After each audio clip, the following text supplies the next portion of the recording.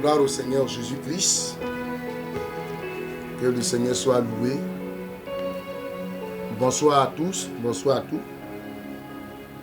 Moi, c'est le révérend Balou Herman, président fondateur de la mission pentecôtiste A238.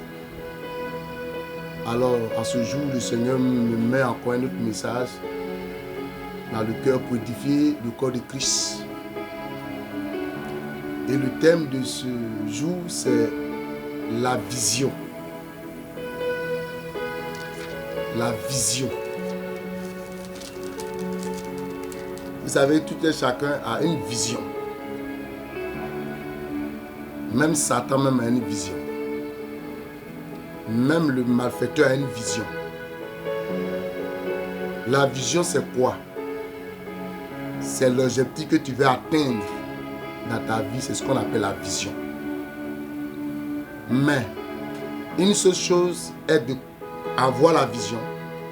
Une autre, c'est de croire à cette vision. Parce qu'on peut avoir la vision et ne même pas croire à cette vision.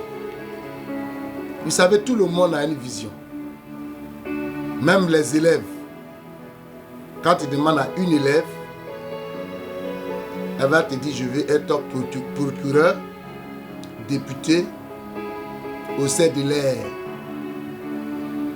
Quand tu demandes à un élève aussi, il te dira, moi je veux être général, je veux être inspecteur d'impôts.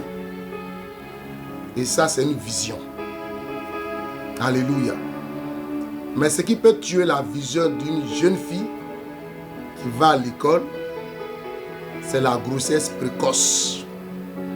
Certes, tu as la vision, mais il faut croire à cette vision. Parce que si tu ne crois pas à cette vision, sur le chemin de ton école, tu peux détruire la vision. Un jeune garçon peut aussi détruire sa vision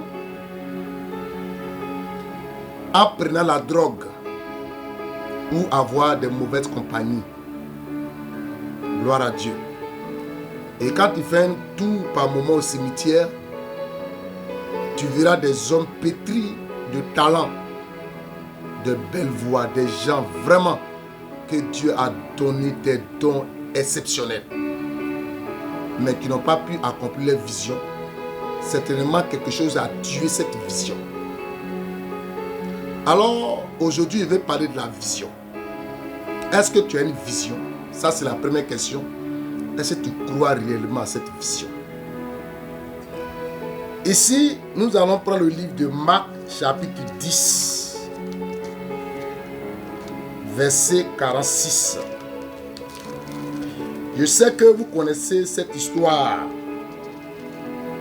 Parce que c'est une histoire qui marque. Et moi particulièrement, ça m'a marqué.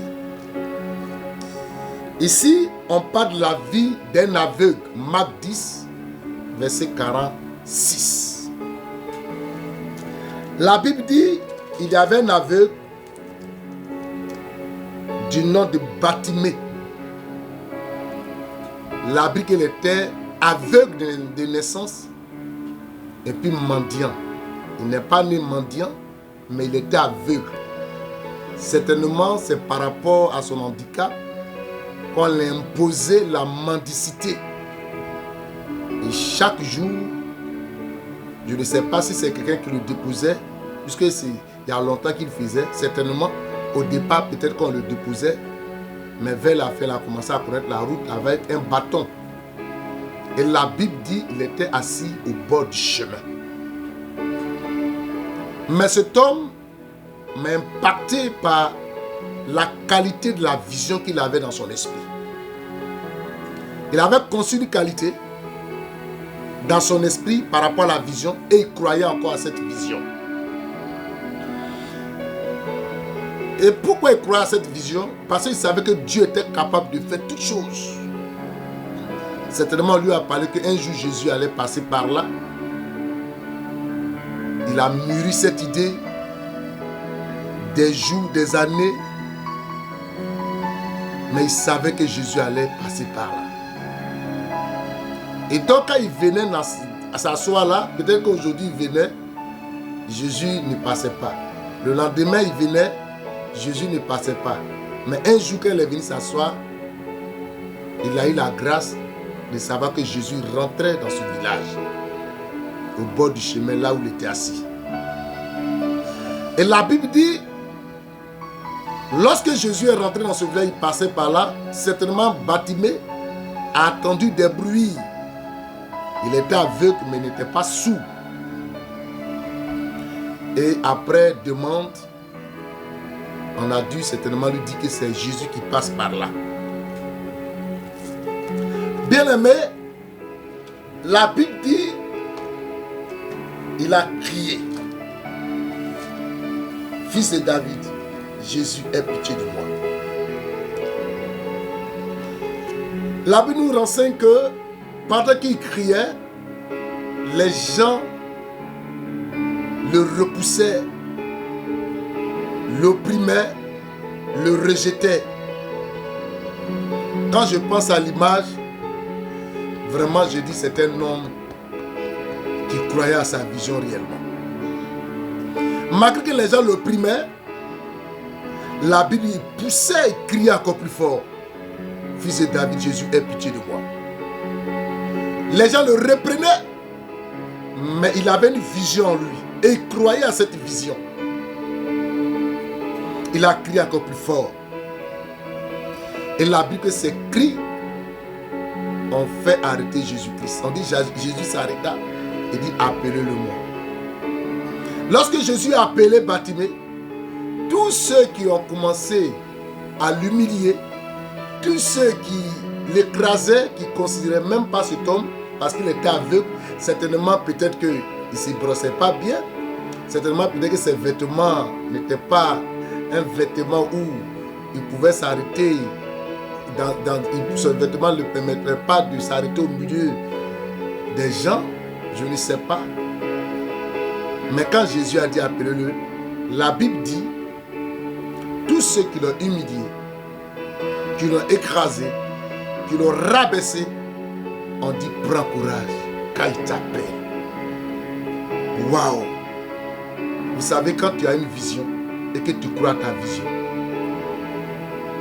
les gens vont t'écraser, mais vers la fin, ils vont compatir avec toi. Ils vont marcher avec toi. Et Bartimée, quand Jésus l'a appelé, les mêmes l'ont dit viens. Il voulait rentrer dans sa grâce. Parce que quand tu crois à ta vision, que tu commences à réussir, tous tes ennemis, tous ceux qui t'ont humilié, forcément venir vers toi. Et la Bible dit qu'il est parti vers Jésus-Christ. Et Jésus va poser une question. C'est là que j'ai vu la taille de cet homme. J'ai vu que cet homme croyait véritablement à sa vision. Jésus lui pose la question, qu'est-ce que tu veux que je fasse pour toi? Mais bien aimé, Jésus savait quel était le problème de Bartimée. Mais Jésus voulait voir si Bartimée croyait à cette vision. Il a dit, Seigneur, je veux voir. Ça aurait été d'autres personnes. Il allait répondre à Jésus, Seigneur, les gens m'ont trop insulté, les gens m'ont humilié, les gens m'ont écrasé, les sorciers de ma famille, les gens se moquent de moi, il faut tuer tous mes ennemis. Naturellement, Jésus allait